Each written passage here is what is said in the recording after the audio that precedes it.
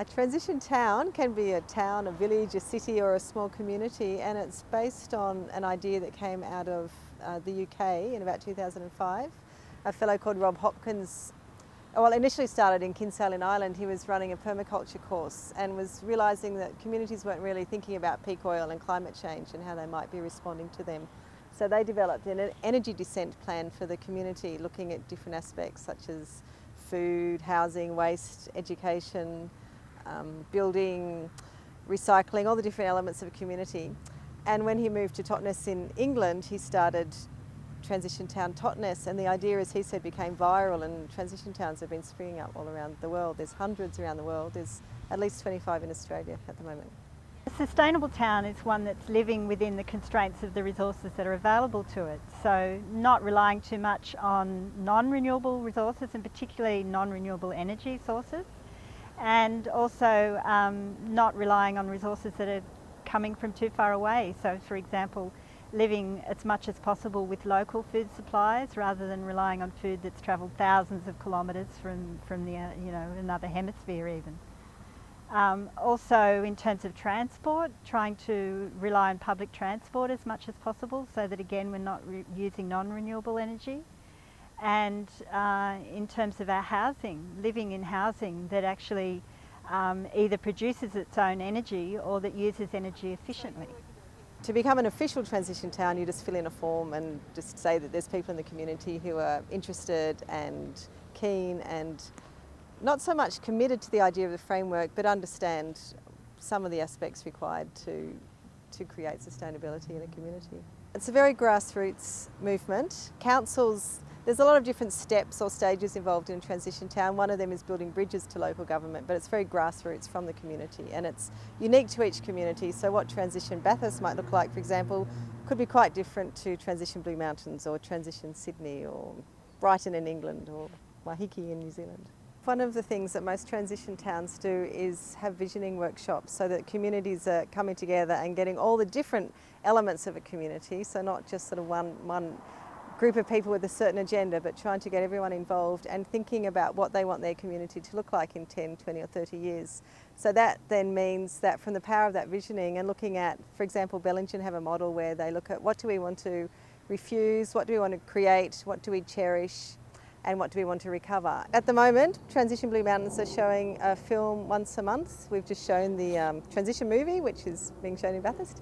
And we've got another one looking at sustainable approaches in New Zealand next month, and we looked at the Story of Stuff last month, so sort of education really, and which then leads into discussion and quizzes and community building. So we try and build community in all of our activities. We've had very popular retrofitting workshops, so we're running them again in May, so looking at weatherproofing homes and building pelmets and putting plastic on windows to double glaze them, which is much more affordable for many people. We're running knitting and crocheting workshops, and we did Lamandra basket weaving recently, so a lot of it's about regaining those skills that have often been lost. There's also something called Honouring the Elders. We're going to start interviewing people who've lived in the mountains for a long time to find out what tips they have for building resilience, and we're having a visioning workshop in May as well.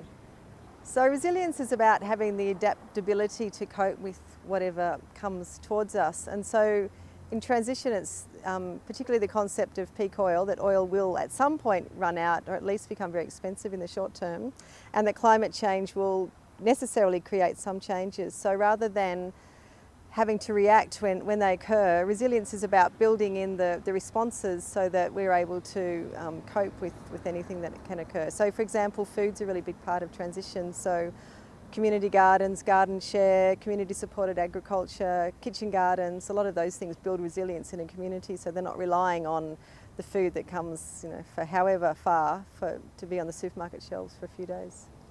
I think the Blue Mountains has a good history of trying to grow its own food. It's for a long time had permaculture groups, and now it's becoming much more mainstream. Even the schools are involved, and we have community groups involved in growing local food as much as we can. And I think that's fantastic. But we've still got quite a long way to go in terms of transport. We're still very dependent on cars to get around the mountains. And I'd like to see a lot more support from the council and from state and federal government in terms of improving our transport options in the mountains. And then in terms of our housing, we've still got a way to go to live more sustainably. Totnes, where Rob Hopkins, one of the co-founders, is from, have project managers, so they're funded. They've in fact got about £10 million recently, I think, for building resilience in that community. And so in every aspect, such as I mentioned before, housing and transport and waste and food, they've created projects that having a real impact on the community. In Bundanoon, they've created a Bundy on tap, so they don't have any bottled water in the town, and they have water coolers so that people can buy bottles that they then fill up and are always recycling them rather than always buying bottled water. So there's more sort of small things that are happening around Australia, but gradually they're accumulating to make lots of change.